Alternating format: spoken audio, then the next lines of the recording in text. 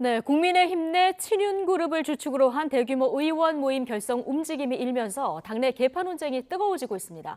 한편 취임 한 달을 맞은 윤 대통령은 국민의힘 지도부와 첫 공식 오찬 회동을 가졌는데요. 나이트 포커스, 오늘은 신인규 전 국민의힘 상근 부대변인 그리고 하헌기 전 더불어민주당 상근 부대변인 두 분과 함께하겠습니다. 어서 오십시오. 안녕하십니까. 예, 안녕하십니까.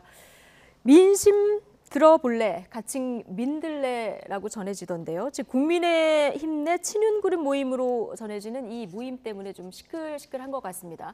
장제원 의원을 주축으로 해서 한 40여 명 참여할 거다 이렇게 전해지고 있는데 이 모임 성격이 뭐냐? 여기에 대해서 의견이 좀 분분한 것 같아요. 국민의힘 얘기부터 들어볼까요? 신윤규 전 대변인께서는 이 모임 어떻게 보고 계십니까? 일단은 사실 저희 보수 내부에 그런 그 계파 정치에 대해서 상당히 좀 경계하는 움직임이 있습니다. 그 이유는 과거 보수가 어려운 시절 보내지 않았습니까? 그때 그 친소 관계, 마치 친분을 자랑하듯이 하면서 정치를 했기 때문에 친이 친박이 상당히 끝까지 격렬하게 좀 다퉜던 역사가 있습니다. 네. 그래서 이제 이 부분에 대해서 상당히 경계를 하고 있는 것이고요. 사실 윤석열 정부가 출범한 이후에 지금 저희 국민의힘 안에서 친윤이 아닌 사람이 없습니다. 다 윤석열 정부의 성공을 지금 다 기원하고 있거든요. 네. 근데 그 안에서 사실 지금 구성원으로 민들레에서 발표한 걸 보면은 그 윤석열 후보 당시에 경선 후보 당시에 캠프 구성원들이나 아니면 인수위 시절에 좀 중책을 맡았던 분들로 지금 되어 있습니다. 그렇기 때문에 지금 이분들이 어떤 연구 목적을 가지고서 한다거나 아니면 어떤 비전과 가치를 가지고 모인 것은 아닌 걸로 보이기 때문에 상당히 지금 당 내에서도 또 계파 정치가 부활되는 거 아니냐 이런 좀 우려의 목소리가 좀 있는 겁니다. 예, 문재인 정부 초기 때도 민주당 의원들이 다 친문이 아닌 의원이 어디냐 이 얘기를 했는데 지금 친윤이 아닌 의원이 어디냐 이런 얘기도 해주셨습니다. 어쨌든 지금 모임을 주도하고 있는 장제원 의원은 오해가 있는 것 같다. 이거는 오픈 플랫폼이고 공부를 목적으로 하는 모임이다 이렇게 얘기를 하고 있거든요. 근데 이게 보면 보도된 바에 따르면 인수위에서 직책을 맡았던 뭐 이용호 의원이라든가 이철규 의원이 어떻게 표현하냐면 실무를 맡는다고 했습니다. 이게 단순한 모임이 아니라 뭔가를 하겠다는 얘기거든요. 네. 근데 실제로 일을 하려면 시스템 내에서 하면 됩니다. 왜냐하면은 옛날에는 그게 당정청이라고 표현했습니다. 당정청 협의체라고 표현했는데 지금 당정대라고 하죠. 지금은 청와대가 없으니까 대통령실이니까요. 당과 정부와 대통령실 관계를 조율하는 협의체는 분명히 있고요. 연구 모임이라고 하면은 국회 사무처에 등록할 수 있는 의원 연구 모임들이 있습니다. 예. 이런 시스템을 내버려 두고 장제원 의원 같이 이렇게 핵심 친윤핵관 이런 사람들로 구성된 사조직을 만든다? 그러면 어떻게 되냐면 관료들이나 당내 인사들이 눈치를 보게 됩니다. 공식 기구를 통할 것인가 아니면 여기가 더 힘이 세기 때문에 네. 여기를 통할 것인가 눈치를 보게 되거든요. 계파 갈등의 씨앗이 될 수밖에 없고 이렇게 하는 거는 이렇게 망하는 지름길이에요, 사실은. 민들레라는 게 씨앗이 후 불면 그냥 날아가지 않습니까? 계파 갈등의 어떤 씨앗을 남겨두는 건 망하는 고속도로이기 때문에 안 하는 게 좋아요. 안 하는 게 좋기 때문에 지금 국민의힘 내부에서도 반대의 목소리, 우려의 네. 목소리가 나오는 거고 그런 목소리들을 좀 잘 경청해야 될 것 같다. 그렇게 이게 말씀드리고 어떻게 보면 이준석 대표하고 좀 비슷한 어떤 분석을 해주셨는데요. 자, 어쨌든 관심이 집중되는 이 민들레 모임 이달에 발족할 예정이다 이렇게 전해지고 있는데 그런데 오늘 윤핵관 중에 윤핵관 권성동 원내대표가 공개적으로 반대 입장을 밝혔습니다. 발언 잠시 듣고 오시죠. 개파로 비춰줄 수 있거나 또 다른 당정 협의체로 비춰줄 수 있는 그런 오해를 살 소지가 있는 의원들의 모임은 지양하는 것이 맞다. 네, 지양하는 것이 맞다. 자칫 당 분열로 이어질 수가 있으니까 의도가 있는 모임이라면 내가 앞장서서 맡겠다 이렇게까지 얘기를 했거든요. 아시다시피 권선동 원내대표는 원조 윤핵관 이렇게 꼽히는 인사인데요. 자, 공개 반대에 나선 배경은 뭐라고 봐야 될까요? 그 권성동 원내대표는 지금 이제 당내 지도부를 맡고 있고요. 상당히 윤석열 대통령의 성공을 누구보다 바라는 분이기 때문에 저는 저런 발언이 상당히 시의적절했고 굉장히 좀 당에 도움이 되는 말씀이다. 저는 이렇게 봅니다. 사실 이 계파 정치라는 게 당내에 없을 수는 없습니다. 누구나 정치하는 사람들은 뜻과 비전이 같으면 뭉칠 수 있는 겁니다. 근데 다만 지금 민들레에 대해서 비판의 여론이 좀 있는 것은 지금 어떤 비전이나 철학을 내세운 게 없어요. 그냥 사실은 사조직을 한다 그러면은 밥이나 같이 이렇게 먹고 하면 될 정도의 수준인 것인데 사조직처럼 하면서 그걸 또 공식화하는 되게 애매한 지금 상황으로 지금 조직을 운영하기 때문에 우려를 하는 것입니다.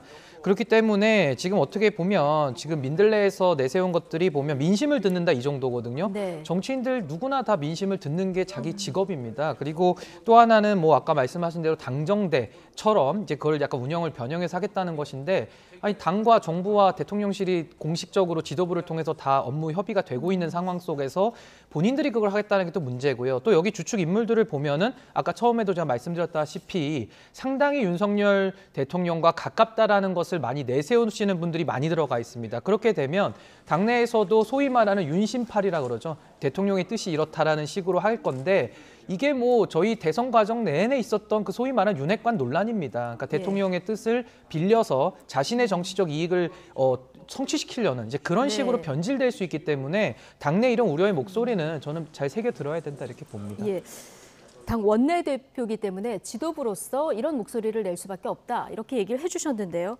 원조 친윤그룹의 분화가 시작됐냐? 뭐 일부 언론에서는 이런 뭐 분석도 나오더라고요. 근데 계파 갈등이라는 거는 뭐 민주당도 자유롭지 않은 상황인데요. 자, 이 부분 어떻게 보십니까? 예, 저희도 뭐 저희를 보고 반면교사 삼는 게 좋을 것 같은데 저는 이게 뭐 개파 분화 이렇게까지는 보지 않고요. 네. 권성동 원내대표께서 어떤 분이냐면 국정농단 사태 때 탄핵 소추안을 접수했던 분입니다. 이준석 대표도 마찬가지로 당이 깨졌다가 다시 돌아왔다가 하는 거를 겪었던 사람이죠. 그래서 그런 문제들이 생겼던 기저에는 뭐냐면 친박, 진박, 반박 이런 갈등들이 펼쳐지면서 정보가 소수에게 흐르게 되고 그렇게 독점하는 사회에서 다른 어떤 의원들이라든가 당내 구성원들이 어떤 문제가 있는지를 알 수 없게 되고 그런 것들이 다 시작이 됐거든요. 그래서 이런 부분들에 대해서 또 당이 깨지기 시작하는 거에 대한 우려가 있기 때문에 당내 책임 있는 입장에서 뭐 표현을 한 거다. 저는 그런 식으로만 일단 평가를 하고 있습니다. 예. 조금 여기에 말씀을 보태자면은 지금 장제원 의원이 이걸 아마 주도하는 걸로 보여요. 근데 이분이 지금 이거에 대해서 오픈 플랫폼이다라고 말씀을 하시고 본인은 지금 떳떳하다 이렇게 얘기를 하시는데 누구나 들어올 수 있다. 그렇습니다. 예. 그런데 지금 장제원 의원 같은 경우는 당선인 비서실장을 지냈고요. 여기 합류하신 분들이 정말로 윤석열 그 인수위에서 상당히 중책들을 많이 하셨던 분들입니다. 그렇다면 저는 이분들도 윤석열 정부의 성공을 누구보다 바란다고 보거든요. 네. 그렇다면 대통령에게 부담이 될 수 있는 일들은 더 안 하셔야 되는 겁니다. 그렇기 때문에 저는 더 가깝다고 주장하시는 분들일수록 더 몸을 낮추고 당내에 부담을 안 주는 그런 움직임이 더 필요하다, 더 경계해야 된다 이렇게 봅니다. 좋은 의도를 하더라도 부담을 줄 수 있는 이런 사안이 될 수 있다 이런 지적이신데 자 이게 당정 간의 의견을 공유하겠다 이 부분 관련해서 오늘 앞서 이제 하원기 대변인도 지적을 해주셨지만 이준석 대표가 지금 민들레는 사조직이다 이렇게 규정을 하면서 당정대 연결 기능을 누가 보여야 했나 이렇게 얘기를 했거든요. 동의하십니까?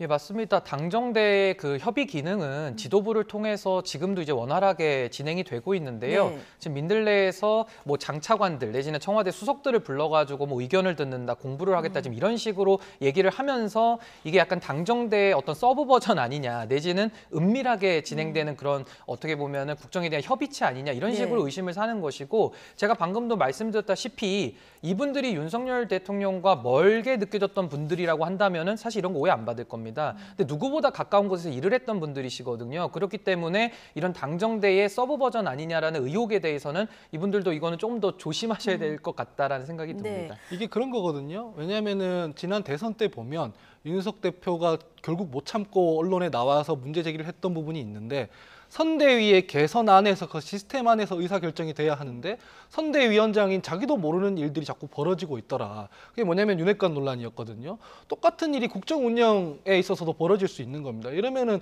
문제가 심각하기 때문에 이거는 이준석 대표나 권성동 원내대표 같은 분들이 좀 이렇게 스톱하는 게 맞습니다.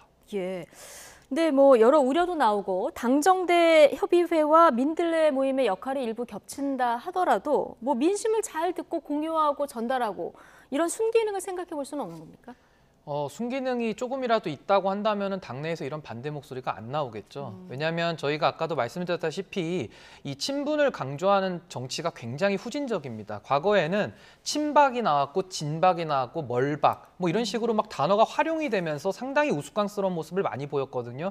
그러면서 정당이 이제 굉장히 안 좋은 방향으로 흘러가는 겁니다. 그건 민주당도 마찬가지고 특히 국민의힘 같은 경우는 그런 아픔을 겪었던 정당이기 때문에 이런 그 소위 말하는 친분을 팔아서 정치하는 부분에 대해서는 더 단호한 자세로 이걸 막아야 되는 것이고 아까도 말씀드렸다시피 공식적인 라인이 있고 그 공식적인 라인을 통해서 진행을 충분히 할 수 있거니와 오히려 이런 사조직으로 의심받는 부분들이 있다 그러면은 공식적인 개선을 무너뜨릴 위험이 분명히 있는 것이거든요. 굳이 그런 행동을 할 이유가 없다 이렇게 봅니다. 예. 두 분 목소리 들어보니까 이제 우려의 목소리가 조금 큰 편인 것 같은데 15일에 출범 예정이다 이렇게 전해지고 있거든요. 예정대로 출범할 수 있을까요? 저희 민주당 입장에서는 뭐 죄송한 말씀이지만 출범하고 그렇게 하면 좋습니다. 반사이익 얻을 수 있다고 저는 생각하거든요. 근데 국민 입장에서 좋지 않습니다. 왜냐하면은 이제 막 출범한 국정 운영 이제 시작했지 않습니까? 근데 지금 이런 식으로 벌써부터 권력을 집중하고 있고 권력 투쟁하는 모습이 먼저 나오고 있고 이런 거는 결과적으로는 국민들한테 매우 불행한 일이기 때문에 조금 재고를 하는 게 좋을 것 같다라는 생각이 들어요. 제고하는 게 좋을 것 같다. 예. 이준석 대표하고 정진석 의원 간의 신경전은 지금 끝나는 겁니까? 어제 이 대표가 우크라이나에서 돌아오자마자 추태 이런 강한 표현까지 써서 직격을 했는데 오늘 정진석 의원은 소위부답, 그저 웃을 뿐이지 답하지 않는다 이런 글을 또 남긴 상황입니다. 한 번 이준석 대표가 다시 나를 세우긴 했는데 그 이후엔 반응이 없거든요. 갈등이 좀 잦아든다고 보면 될까요? 일단 뭐 갈등의 그 한 번의 파도는 지나간 것 같고요. 예. 사실 이준석 대표는 상당히 좀 억울할 겁니다. 왜냐하면 당을 대표해서 또 국가가 하지 못하는 것을 정당 외교 차원에서 하고 있는데 외국에 나가 있는 사이에 정진석 부의장께서 이제 우크라이나를 왜 갔냐 이제 이렇게 말씀을 하시면서 혁신위에 대해서 공격을 하셨거든요. 네.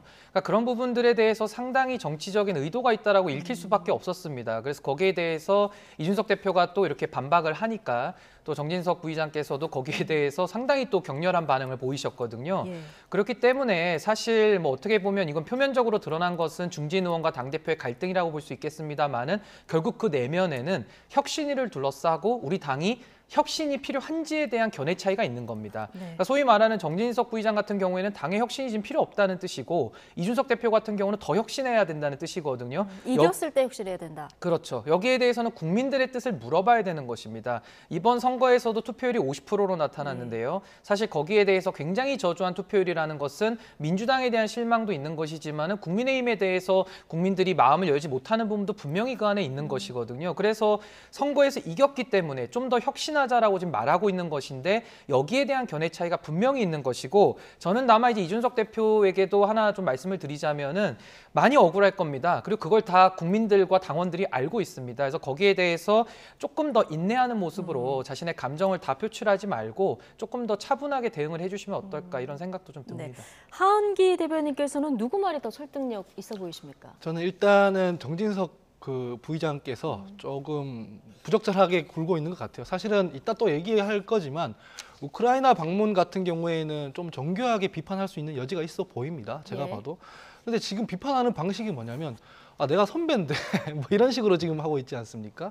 거기에 대해서 이준석 대표가 방송이나 SNS에서 대응하는 방식도 뭐냐면 뭐 선배인데 이런 말 하지 마라 나도 치받을 수 있는 문제다. 이게 지금 국민들이 봤을 때는 무슨 내용으로 논쟁하고 있는지를 몰라요. 그냥 감정 싸움하고 있다는 느낌밖에 안 들거든요. 근데 국정 운영에 책임이 있는 지도층에 해당하는 두 분이 뭐 언론이라든가 SNS를 통해서 아무런 생산적인 논쟁도 아니고 저 토론을 왜 하는지도 모르겠고 그냥 싸우고 있는 것처럼만 보인단 말이죠. 이게 과연 국민들 눈에 어떻게 비치겠냐라는 생각이 들고 토론을 하려면은 직접 만나서 했으면 됐습니다. 사실 우크라이나 가겠다라고 선언을 했을 때 혹은 선거 끝나고 혁신위를 만들겠다고 선언을 했을 때 그때 정진석 부의장과 이준석 대표가 만나서 얘기를 하던가 의견을 교류하면 될 문제였거든요. 공개적으로 이렇게 하는 거 제가 봤을 때는 집권 여당의 책임 있는 모습 아니라고 생각합니다. 네. 저는 좀 반박을 드리자면은 이게 양비론을 저는 상당히 좀 피해야 된다고 봅니다. 그러니까 양비론식으로 둘 다 잘못했다 이래버리면 문제가 또 반복되거든요.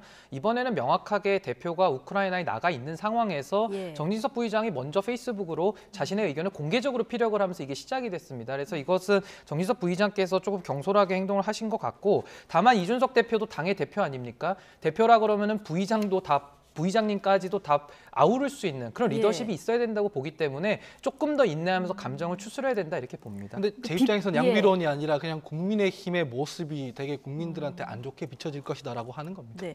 정진석 의원은 비판의 내용이 잘못됐다는 겁니까? 시기가 잘못됐다는 겁니까? 일단은 사실 뭐 비판이야 뭐 내용에는 전 성역이 없다고 네. 봅니다. 뭐 다양한 의견이 있을 수 있는데요. 사실 그런 어떻게 보면은 TPO라 그러나요? 그런 약간 그 의사 전달의 방식이 굉장히 잘못됐죠. 당대표가 전쟁이 막 이제 끝나가지고 재건에 지원이 필요한 나라에 가서 힘들게 국가 외교를 하고 있는 정당 외교를 하고 있는 상황 속에서 설사 불만이 있더라도 돌아왔을 때 그런 부분을 지적하거나 아니면 가기 전에 그거를 피력하는 것이 맞는 것이지 예. 가서 업무를 수행하고 있는 와중에 이제 어떻게 보면 대응을 못할 것이라고 예측을 하고 아마 하신 것 같은데 이준석 대표가 시차를 극복해서까지도 페이스북으로 다 대응을 했던 것이 조금 네. 그런 돌발 변수가 있었던 것 예, 같습니다. 권성동 원내대표가 굉장히 송구하다. 오늘부터 수면 아래로 가라앉을 것이다. 자, 이렇게 얘기를 했는데요. 앞으로 좀 진짜 가라앉을지 지켜보도록 하고요. 자, 윤석열 대통령 출근길에 매일 취재진의 질문에 이제 답을 하고 있는데요. 오늘 이 질문이 나왔습니다. 국민의힘 내 갈등 상황을 어떻게 보냐? 자, 여기에 대해서 윤석열 대통령의 답변 직접 듣고 오시죠. 갈등이 있습니까? 정치라는 게 늘 뭐 그런 거 아니겠어요? 그리고 대통령은 국가의 대통령이지 무슨 당의 수장도 아니고 당 문제는 좀 이렇게 지켜보는 것이 맞는 것 같습니다. 네. 갈등이 있습니까? 이렇게 모른 척을 했는데 진짜 뭐 몰라서 이렇게 답변하신 건 아닐 테고요. 어젯밤 아마 내일 아침에 기자들이 뭘 물어볼까 예상 질문 안에 들어있지 않았겠습니까? 오늘 답변을 보면은 나는 국가의 대통령이지 당의 수장이 아니다 이렇게 답변을 했어요. 어떻게 들으셨습니까? 근데 국민의힘에서 배출한 대통령이지 않습니까? 방금 정치란 그런 거 아니겠냐라고 하는 게 전 이해가 안 되는 게 정치를 뭐라고 생각하시는지 모르겠어요. 정치는 정치의 본령은 갈등을 조정해서 합의와 통합에 이르는 겁니다.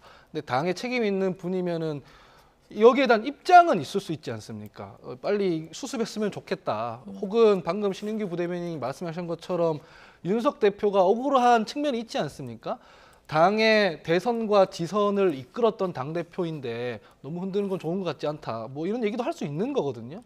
근데 네. 완전 모른 척 하는 거에 대해서는 저는 이해가 잘 안 되고 이게 문제가 아니라 심지어는 오찬 회동을 했을 때도 한마디도 안 했어요. 덕담조차 안 했습니다. 예. 이게 보면 저는 정치의 본령이 권력투쟁에 있는 게 아닌데 원래 정치가 그런 거 아니겠냐라고 예. 하는 말씀이 모르겠어요. 별로 책임감 있는 메시지는 아닌 예. 것 같습니다. 어쨌든 뭐 이준석 대표 억울하다고 하셨는데 또 정진석 의원 입장에서 생각하면 정진석 의원이 억울할 수도 있고 이거는 뭐 각자 뭐 자기 본인의 입장에서 생각을 하는 건데 근데 당내 갈등에 또 너무 세세하게 반응을 하면 그 나름대로 또 그 반응을 하는 것에 대한 지적도 또 나오지 않았겠습니까?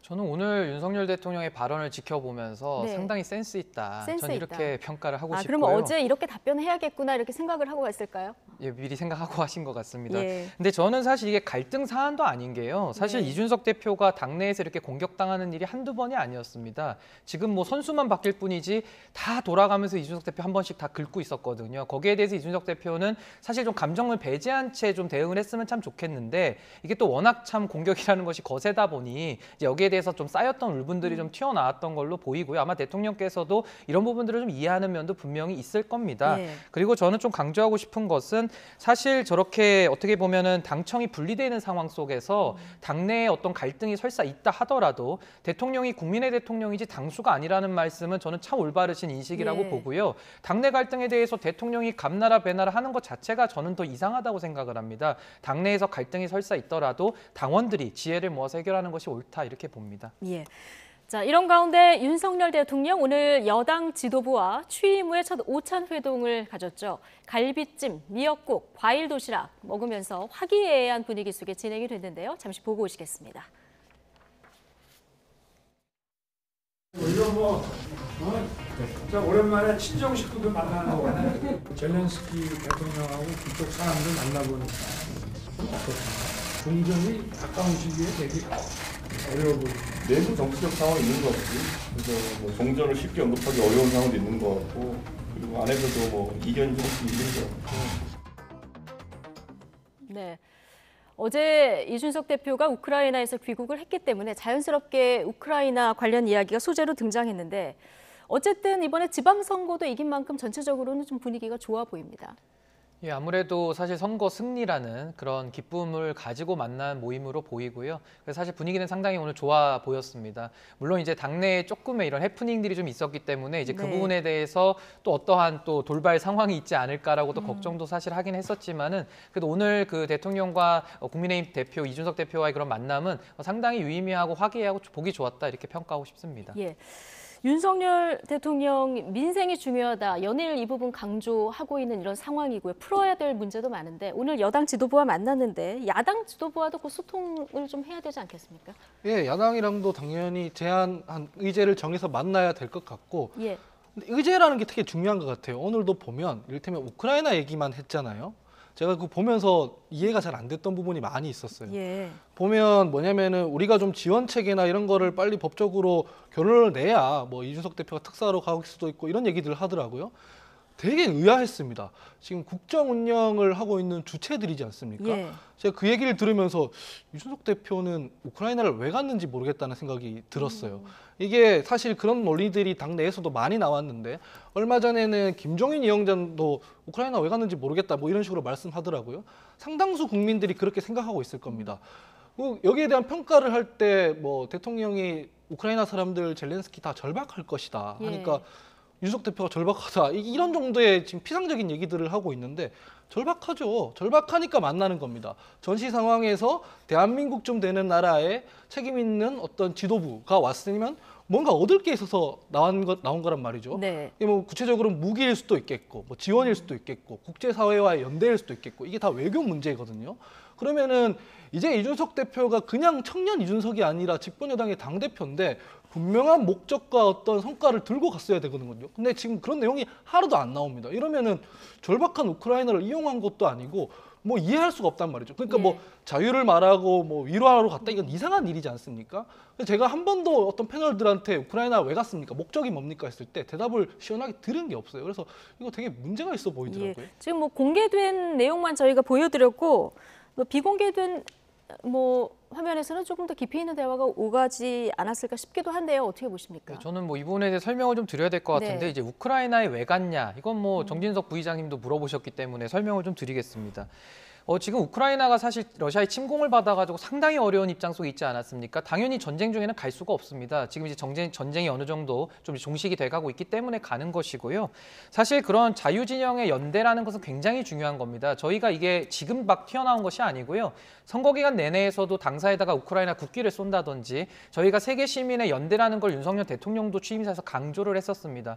그 일환 속에서 당연히 우리의 뜻을 젤렌스키 대통령에게 전달할 수 있는 것이고 또 그들의 뜻도 이준석 대표가 받아서 와가지고 윤석열 대통령에게 전달할 수 있는 그런 어떻게 보면은 뭐 특임대사 같은 그런 역할들을 할 수 있는 겁니다. 물론 대통령이 특사로 간 건 아니기 때문에 왜 갔냐 이렇게 말씀을 자꾸 하시는데 예. 정당 대표가요.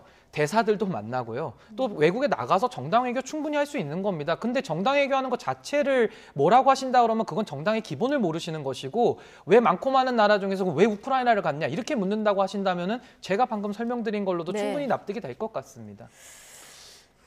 하실 말씀 더 뭐 전 있으십니까? 납득이 잘 안 되는데 정당 외교를 제가 국회 사무처에 근무할 때 해봤습니다. 나가서 봤습니다. 분명한 그 성과 보고서가 다 나옵니다. 계획안이 다 나오고요. 목적물이 있어야 됩니다. 목적하는 게. 근데 지금 가서 하는 얘기가 연대, 위로, 자유 뭐 이런 얘기만 한단 말이죠. 그거 하러 가진 않아요. 그 가치들이 중요하다는 것은 국민 모두가 알아요. 러시아가 지금 잘못하고 있고 우크라이나가 어려운 상황에 처해 있다라는 건 다 아는 내용입니다. 구체적으로 어떤 관계 설정을 하고 어떤 관계를 맺을 것인가 이게 나와야 되는데 지금 예. 충분한 설명이 없어 보인다. 이 지적을 드리고 있는 거예요. 이 부분에 대해서는 제가 마무리를 좀 하자면은 지금 전쟁이 막 끝나지 않았습니까? 그 사이에 저희가 이제 이준석 대표가 가서 우리의 뜻을 서로 교환한다 이렇게 말씀을 드렸는데 그런 복구 계획이나 이런 것들은 이제 우크라이나도 내부적으로 정리가 좀 돼야 되지 않겠습니까? 그러니까 너무 좀 성급하게 바로 청구서라든지 서로 어떤 왜 보고서가 안 나오냐 이렇게 하기보다는 조금 더 지켜보면서 좀 평가해 네. 보시는 게 나을 것 같습니다. 이준석 대표의 우크라이나 방문 충분한 목적이 있었나 두 분의 의견 충분히 들어봤고요. 자, 오찬에 앞서서 이준석 대표 이제 저희가 앞서 계속 얘기했었던 민들레 모임 관련해서 보수 정당이 고생했던 건 대통령에 가까워지려는 사람과 배제된 사람 간 갈등이 컸었다. 오찬에서 이런 이야기 허심탄회하게 얘기하겠다 이렇게 밝힌 바 있는데요. 자, 오찬에서 관련 내용 언급했을까요? 오찬 이후 이 대표 발언 잠시 듣고 오시겠습니다. 당내에서 어느 정도 이견이 좁혀져가는 분위기가 사실은 있어가지고 공개적인 땅도 언급할 상황은 아니었고 정치적인 현안은 별로 나온 게 없었다. 네, 허심탄회하게 다 얘기하겠다 이런 얘기를 했었는데 지금 당내 이견이 좀 좁혀지는 부분이 있다. 정치적인 현안은 별로 얘기하지 않았다 이렇게 얘기했거든요. 뭐 지금 사실은 국민의힘은 지방선거 승리 이후에 크게 당내에 이견이 있는 상황은 없습니다. 이번에 예. 해프닝처럼 정진석 부의장과의 그런 갈등 때문에 조금 이제 무슨 큰일이 있는가 국민들께서 이렇게 보셨겠지만은 크게 이견이 있는 상황은 없고요. 네. 뭐 민들레 같은 경우도 이준석 대표가 밝힌 대로 크게 이렇게 뭐 언급한 만큼의 중요한 가치를 지니지 않는다 이렇게 평가한 것 같고 이번 모임은 아무래도 우크라이나에서 지금 바로 귀국한 다음 날 바로 지금 만난 것이기 때문에 아무래도 우크라이나 관련된 현안들 외교안보 얘기들을 좀 많이 나누지 않았을까 이렇게 생각을 합니다. 네. 이준석 대표가 하겠다는 혁신위는 정확히 언제 출범하는 겁니까? 이제 그 위원들을 조금 네. 더 평소 이제 9명에서 지금 15명으로 늘린다고 하니까요. 이제 위원 선임이 이제 돌아오는 주에 다 맞춰지면은 이제 혁신위는 출범을 할 것으로 예상을 하고 있습니다. 예, 오늘 윤석열 대통령이 이준석 대표에게 얼굴이 많이 탔다, 선거 때 탄 게 아직 안 빠진 것 같다, 뭐 이런 얘기도 했다고 하는데 뭐 지방선거를 승리로 이끌었기 때문에 아마 여기에 대한 노고를 애들로 취한 거 아니겠습니까? 자, 이준석 대표 보니까 내일이 취임한 지 1년 되는 날이더라고요. 지금 대선 그리고 지방선거 연승한 이런 어떤 큰 성과도 냈는데 또 분란의 중심이다 이런 상반된 평가도 나오거든요.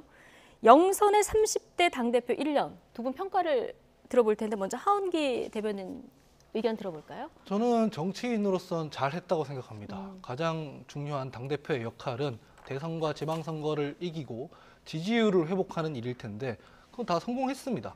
그리고 심지어는 지방선거 이기고 나서 혁신위를 먼저 발족한 것도 평가해야 될 일입니다. 예. 그런데 지금 당내에서 윤석 대표를 자꾸 흔들고 있는데 이거는 윤석 대표 흔들어서 쫓아내겠다는 식으로 하면 옛날로 돌아가자는 것이거든요. 그래서 저는 조금 당내에서도 지금도 젊은 사람들이 왜 그 혁신위에서 임명된 천하람 위원장 같은 경우에 선거 때는 그렇게 이용하더니만 이러고 네. 비판하지 않습니까? 이렇게 노선 투쟁 혹은 계파 갈등처럼 보이지 않게 잘 정리를 해서 갔으면 좋겠다라고 생각합니다. 네. 저는 지금 우리 당의 모습이 왜 혁신위가 시급하게 필요한지를 그대로 보여주고 있다고 저는 생각을 하고요. 혁신위를 통해서 저는 고강도의 혁신이 들어가야 국민의힘도 더 국민의 사랑을 받을 수 있다 이렇게 보고 이준석 대표 같은 경우는 저는 07과삼으로 봅니다. 어떻게 보면은 결과론으로만 말한다면 A+를 주고 싶고 결과는 선거를 다 이겼기 A+입니까? 때문에 그런 거고요. 예. 결과적으로는 다 모든 네. 선거를 이겼으니까요. 근데 저는 이제 아까 과삼을 말씀드리자면은 이제 대표에 대한 쓴소리가 나올 수 있습니다. 여러 가지 이견이 있을 수 있는데 그런 거에 대해서 다 폭넓게 수용하고 들어주는 이제 그런 좀 폭넓은 정치를 좀 부탁하고 싶습니다. 예. 자, 이제 민주당 얘기를 좀 해봐야 될 것 같습니다. 오늘 우상호 위원장을 중심으로 한 새 비대위가 출범을 했는데 선거 패인도 분석을 해야 되고 쇄신은 어떻게 해야 될지도 정해야 되고 전당대회 준비도 해야 되고 정말 할 일이 산더미 같은데 8월까지 2달입니다. 어디까지 역할을 할 수 있을까요? 정직하게 말씀드리면은 쇄신과 혁신은 비대위에서 못 하고요. 네. 전당대회 관리가 제일 중요합니다. 전당대회 예, 쇄신과 혁신은 어디서 하냐면 전당대회에 출마하는 후보들이 우리 지금 대선이나 지선에 패배한 것에 대한 여러 평가들과 분석들이 있지 않겠습니까? 네. 거기에 대한 해법을 들고 나오면서 그 해법이 당원들한테 선택받으면서 쇄신이 되는 것이지 비대위에서 쇄신할 수 있는 건 아닙니다. 그러면은 여기서 쇄신, 비대위에서 말하는 쇄신이 뭐가 중요하냐 하면 이런 부분이거든요. 지금 민주당이 계파 갈등처럼 보이는 부분들로 굉장히 시끄럽습니다. 네. 근데 쇄신이라는 게 우리가 쇄신안을 준비해서 쇄신안을 발표하고 나서부터 그때부터 쇄신 시작 땡 이렇게 하는 게 아니라 지금부터 해야 돼요. 그러니까 뭐냐면 대책을 논의하는 모습, 태도, 과정에서부터 변했다는 걸 보여줘야 되거든요. 네. 그러려면은 좀 합리적이고 소통이 되는 분들, 그런 분들이 비대위원회에 구성이 돼서 진행하는 게 좋겠죠. 그래서 저는 적임자들로 구성됐다고 생각합니다. 과정에서부터 변하는 모습을 보여줘야 된다고 하는데 지금 비대위원 구성에 대해서는 대체적으로 뭐 이 정도면 괜찮다 이렇게 보시는 건가요? 예, 왜냐면은 제가 비대위원들 중에 사실 개인적으로 가까운 분들도 있고 네. 아는 분들도 있는데 카메라가 꺼지거나 켜지거나 똑같은 모습인 분들도 좀 있어요. 이를테면 그래서 저는 이 비대위에 대해서는 좀 안심하고 있거든요, 개인적으로. 여기서 뭔가 그립을 세게 쥐고 하려고 하기보다는 지금 뭐 당권 도전 후보자들 간끼리 설전을 벌이고 있고 약간 첨예하게 흐르고 있는 부분을 잘 조율해서 관리하는 게 중요한데 그러기에는 충분한 역할을 할 수 있는 분들이다 그렇게 평가합니다. 예. 국민의힘에서 보시기에는 민주당이 지금 쇄신 방향 제대로 잘 잡고 있다 이렇게 보십니까? 저는 사실 민주당이 지금 내용을 크게 겪고 있기 때문에 상당히 걱정이 많고요. 빨리 조기에 좀 수습될 수 있기를 진심으로 바랍니다. 그런데 저는 사실 좀 몇 가지 지적하고 싶은데 지금 뭐 하원기 대변인이 말씀하신 대로 지금 혁신을 할 수 없다고 말씀하지 않았습니까? 근데 왜 이름을 또 혁신비대위라고 붙이는지 저는 잘 이해할 수가 없어요. 그냥 솔직하게 관리용 비대위라고 하면 되는 것인데 왜 또 국민들 앞에 또 혁신비대위라는 말을 써가지고 왜 그런 약간 혼란을 주는지 저는 잘 이해할 수가 없고요.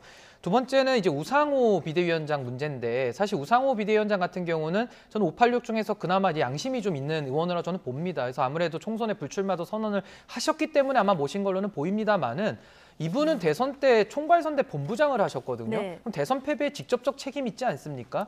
그러니까 저는 사실 좀 안타까운 것이 왜 자꾸 친문과 친명의 그런 그 그림자들이 있는 분들 중에서만 찾으려고 하는지 정말 이해할 수 없습니다.